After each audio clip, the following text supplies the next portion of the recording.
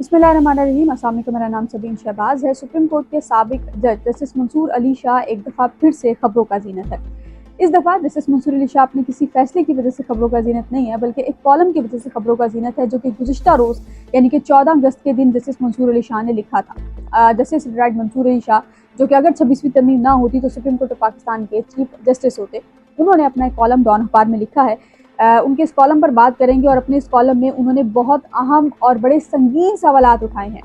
Viewers, ہمارے channel NRO TV کو subscribe کرنا نہ بھولیں۔ ہماری ویڈیوز کو لائک کریں اور شیئر کریں۔ اپنی قیمتی رائے کمنٹس میں ضرور دیجیے۔ موجودہ سسٹم، موجودہ نظام کی تباہی کا ذمہ دار انہوں نے ججوں کو بھی قرار دیا ہے، تو ان کے اس کالم پر بات کریں گے۔ اور دوسرے حصے میں ہم بات کریں گے عمران خان کے بہنوئی نیاز اللہ نیازی جو ہے، انہوں نے ایک کالم لکھا ہے جنگ میں، اس کالم میں انہوں نے ایک خبر دی ہے۔ اب اس خبر پر ذرا بات کریں گے کہ کیا وہ خبر درست ہے یا نہیں، اس پر بھی بات کریں گے۔ باقاعدہ آغاز سے پہلے گزارش ہے کہ چینل اگر اب تک آپ نے سبسکرائب نہیں کیا تو اس کو پلیز سبسکرائب کر لیجیے۔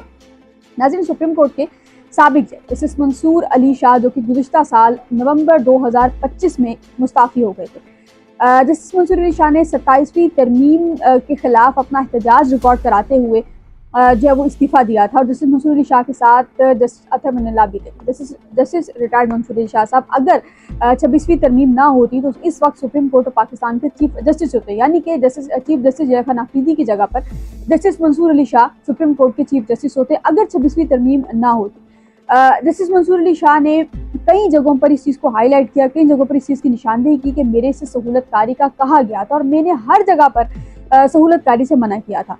خیر وہ باتیں اور ہیں، لیکن جسٹس منصور علی شاہ جسٹس اطہر من اللہ جو ہیں گزشتہ سال ریٹائر ہو گئے تھے۔ سپریم کورٹ کے سینئر پیونیر جج بھی ہیں جسٹس منصور علی شاہ تھے، بلکہ جسٹس منصور علی شاہ صاحب جو ہیں وہ ریٹائر ہوئے تھے، اور اس کے بعد وہ آن اینڈ آف جو ہے وہ خبروں کا حصہ بنے۔ جسٹس منصور علی شاہ صاحب اگر سپریم کورٹ کے ججز کے حوالے سے کمپیریزن کیا جائے تو ایک انتہائی قابل جج سپریم کورٹ آف پاکستان کے تھے۔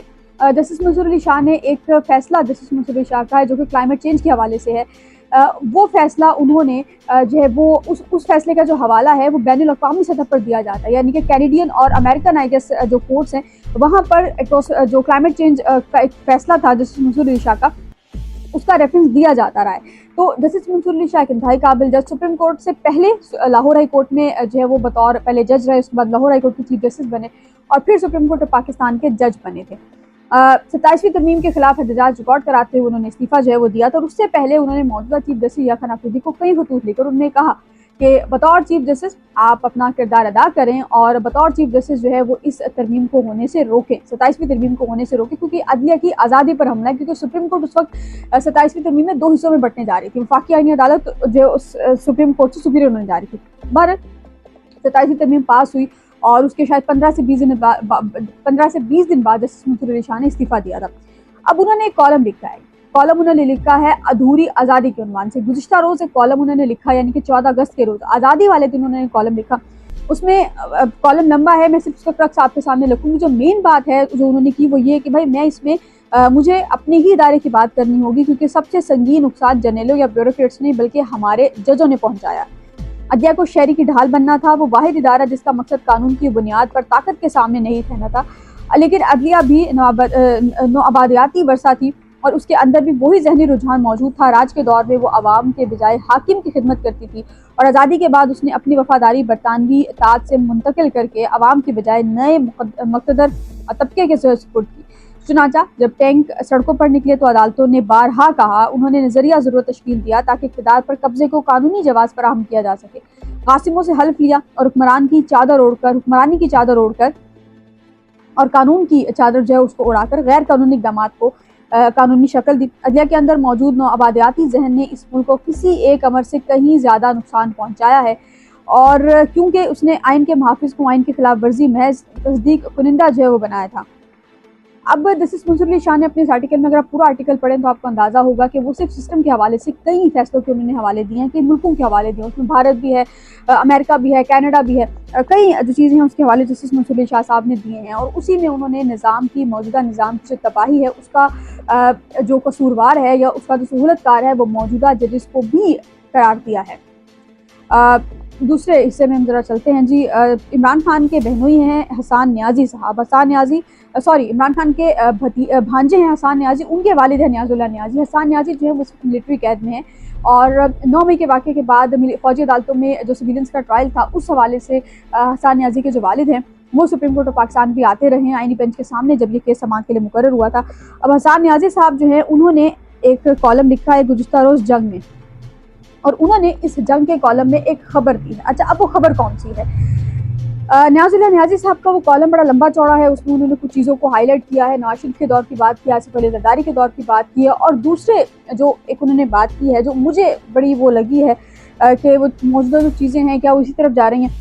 वो ये कह रहे हैं कि जी 2022 से दोबारा कॉलम लिखना शुरू किया तो तसल्सुल के साथ एक ही रेट के चूँकि खलकत खुदा इमरान खान के सहर में मुब्तला है तो इमरान खान को ऑन बोर्ड किए बगैर मुमलिकत एक कदम आगे बढ़ेगी तो 2 कदम पीछे फिसल जाएगी। पिछले 3 साल और पिछले कॉलम समेत बार बार तकरार के साथ बता चुका हूँ कि खलकत खुदा, खजाना, लश्कर तीनों का इकट्ठा होना ज़रूरी है। रियासत के 3 बुनियादी सतून अवाम, कौमी वसाइल और रियासती क़ुव्वत, जब तक तीनों हमांग ना हो रियासत रेत का घरोंदा जो साबित होती है। और बदकिस्मती से पाकिस्तान की सियासत, मौशरत, सकाफत का एक रहनुमा असूल हमेशा से दर्ज है कि वतन अजीज़ अशराफिया की दूसरी तरजीह पहली तरजीह हर वतनी सियासतदान और मुल्की मोअज़्ज़ज़ीन हैं, उनकी अपनी ज़ात मुबारक है। अगरचा अफवाहें खुश आइंद हैं।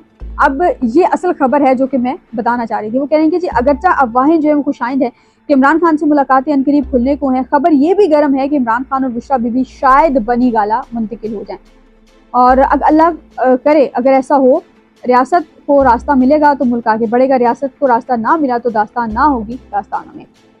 अब हसान नियाजुल्लाह न्याजी साहब की जो खबर है ये मेरा ख्याल है कि अगर हम इसको मौजूदा जो दौर है या जो इस वक्त में जो हालात चल रहे हैं और उसके साथ रिलेट करें तो मेरा ख्याल है किसी हद तक की खबर ठीक भी है। लेकिन अगर हम इसी का जंग का कंपैरिजन करें तो जंग में ही जो है वो आसिफ बशीर चौधरी साहब ने खबर जो है वो परसों के रोज़ दी कि इमरान खान ने अकबर एस बाबर को जो अपना पैगाम पहुंचाया है। तो उस पर बहुत से सवाल, तो सबसे पहला सवाल, मेजर सवाल और मेरा ख्याल है बुनियादी भी था और वैलिड सवाल भी था, वो यही था कि इमरान खान का जो पैगाम है वो अकबर एस बाबर तक पहुंचाया, क्योंकि इमरान खान से मुलाकात की इजाज़त तो किसी को भी नहीं है। करसा हो गया, इमरान खान की बहनों की मुलाकात नहीं है, बुकला की मुलाकात नहीं है, तो how is it even possible कि अडियाला जेल से एक बंदा पैगाम लेकर आ रहा है और बाहर आकर इमरान खान के ज़रिए वो इमरान खान का जो पैगाम है वो दे रहा है, और वो दे भी किसको रहा है? अकबर एस बाबर।